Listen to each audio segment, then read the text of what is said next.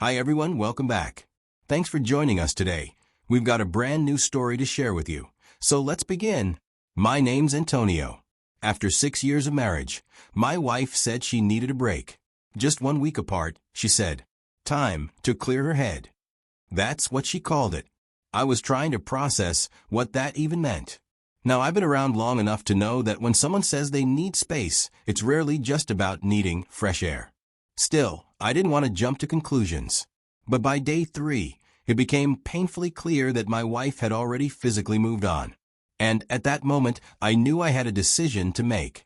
But before I get to how I made that choice, I want to take you all back to the beginning, where it all started. Because that's the only way any of this will make sense. 9 years ago, a few of our mutual friends had planned this low-key game night at someone's apartment. That night, our friends must have been playing matchmakers without saying a word, because they kept teaming Holly and me up in every game. And from the moment we sat next to each other, something just clicked. She was sharp, funny, and looked me in the eye when she spoke. After that night, it didn't take long for things to progress. A few texts turned into full conversations, and a couple days later, we met up again, this time just the two of us. I was in my mid-20s then, working hard, figuring things out. Holly was still finishing grad school, full of energy and big ideas. Despite being in different life stages, we found a rhythm. So we were doing weekend trips on a whim, driving for hours just to see the stars, or crashing at a small motel, just because we didn't want to go home yet.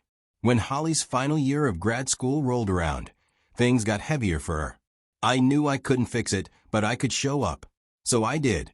I wasn't her solution, but I was her support, and she told me more than once that it helped her breathe easier. A year into our relationship, I got a better job with steady hours, better pay. It felt like life was opening up. So we moved in together after she graduated, landed a solid job, and we finally felt like we were on equal footing. By the 3rd year, I knew.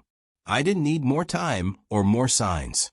I bought the ring, took her out to the same spot we had one of our first real dates, and asked her to marry me. The question came straight from the heart. She said yes. We had a simple wedding, nothing extravagant, just family, friends, and vows. And in those early years of marriage, it looked like happiness. I truly thought we were on the same page. But looking back now, I wonder if we ever really were. So, after Holly and I got married, we were learning each other more deeply as a married couple. There were arguments, but they felt like the usual stuff that comes up when two people are building a life together, and we always came back to each other. By the 5th year, though, I started noticing things that didn't sit right with me. Holly began coming home later than usual. At first, I didn't think much of it. She'd text that she was working late or say a meeting ran over. But when it became more consistent, like 2 or 3 times a week, I started to wonder. One night, I asked if everything was okay at work, and her whole energy changed. She snapped, got defensive, asking if I doubt that she was working as she said. I was speechless.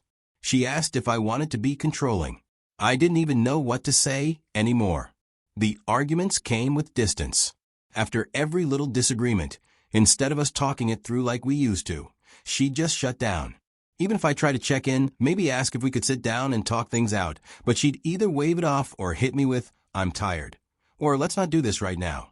The coldness started to hang around longer after each fight, and I felt like I was walking on eggshells in my own home. When she wasn't working late or sleeping early, she was glued to her phone.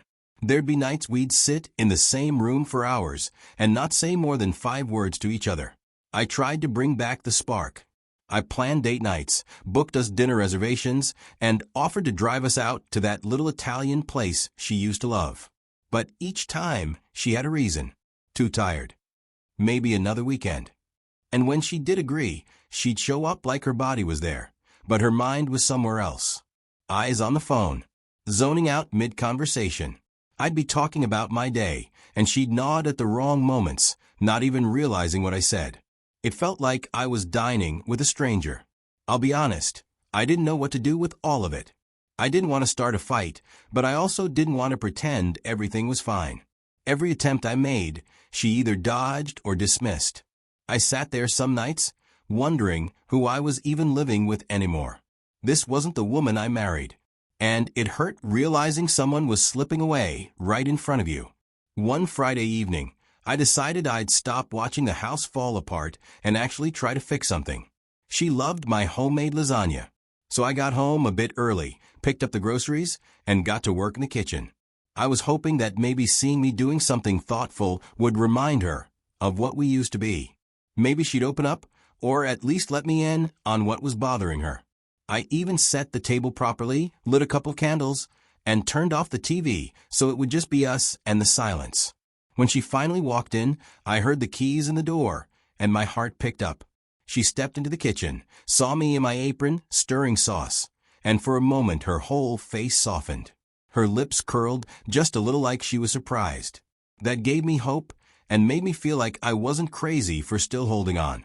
We sat down to eat. She complimented the food, saying it smelled great. I nodded, trying to keep things light. I didn't push any serious talk, just let the moment settle.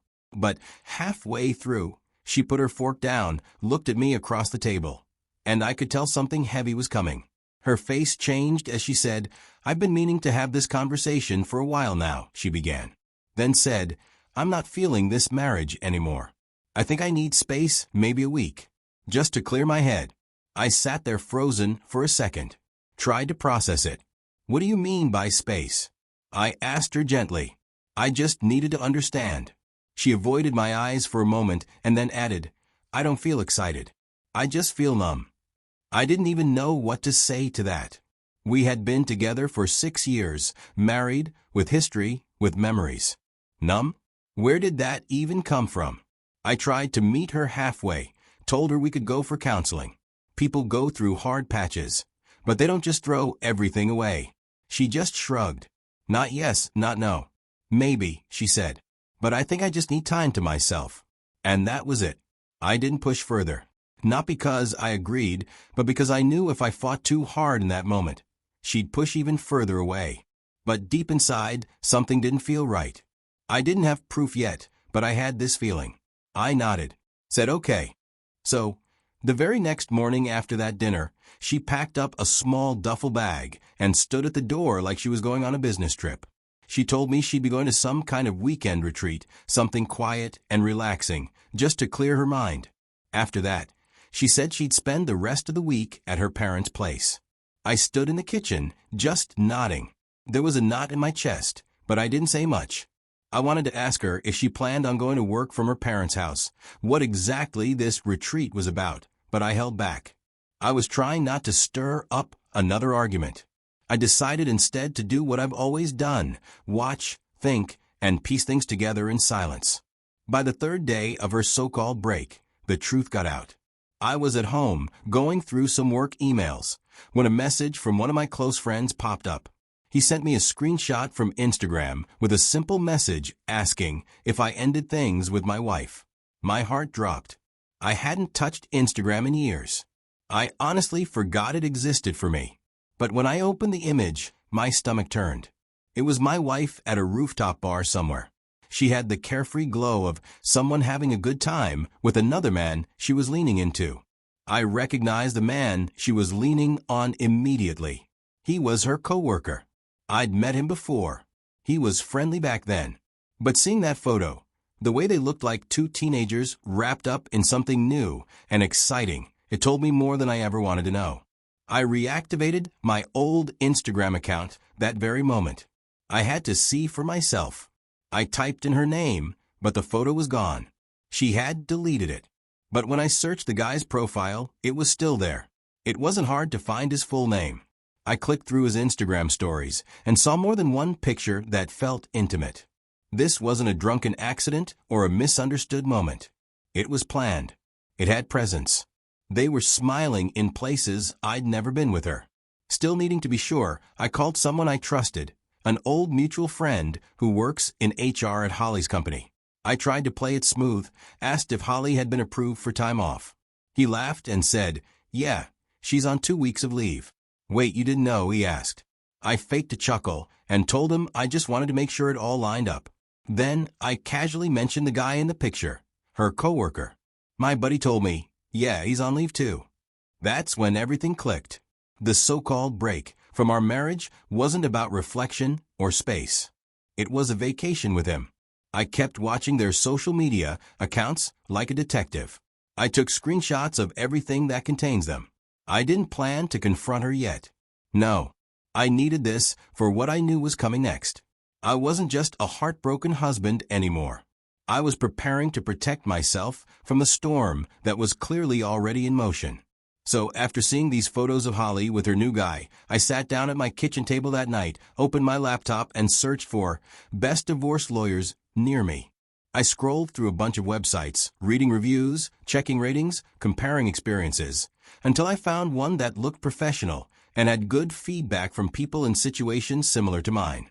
I booked a consultation right there for the next morning.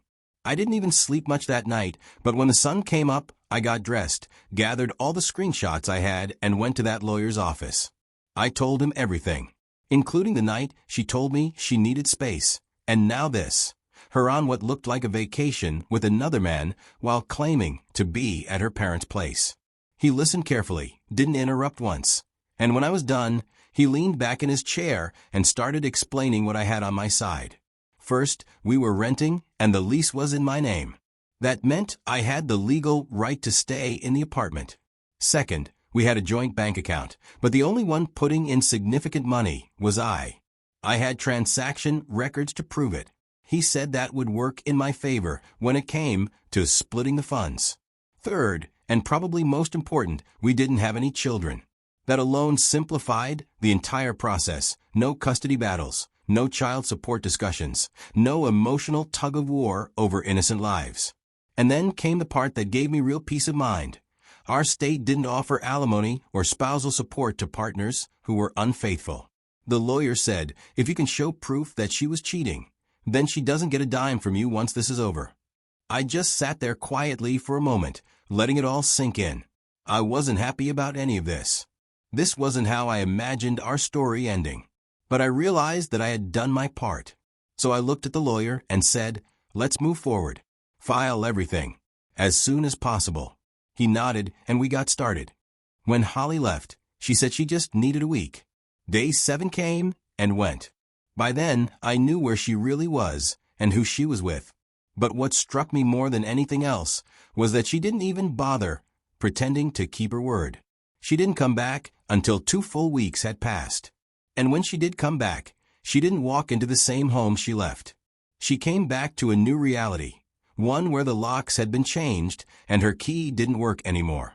I wasn't home when she arrived, but the moment she realized she couldn't get in, she called me. My voice was steady when I answered and told her something she probably didn't expect to hear so plainly. We're over, I said. You didn't need space, you needed someone new. You've got him now. You're free. So am I. There was silence on the other end. I could hear her breathing. Maybe she was trying to come up with an explanation, or some excuse that would make it all less ugly than it was. But I didn't give her the chance. I told her she didn't need to explain anything to me anymore. I said, my lawyer will send the divorce papers. You can tell me where you want them sent, your friend's place, or by email. That was the end of that conversation. She didn't come back to the house again. The divorce process wasn't messy in the traditional sense. There were no kids involved, and we didn't own the home we lived in, we were renting. The lease had only my name, but I had already decided not to renew it when it expired. I was ready to close that chapter and move on completely. We had a joint account, but I was the only one depositing any real money into it. The court reviewed our financial records and split the account based on contribution. That meant I got the majority. Still, during the court proceedings, she tried to spin the narrative. She claimed that I had been emotionally unavailable and that she felt alone in the marriage. She said that's what pushed her into someone else's arms. I listened to her say those words in front of a judge, and I didn't interrupt. I had already made peace with what happened. Her excuses didn't matter. What mattered was that I was finally letting go of a version of love that had already died long before the affair ever started. The judge granted her one-time access to the apartment so she could collect her belongings.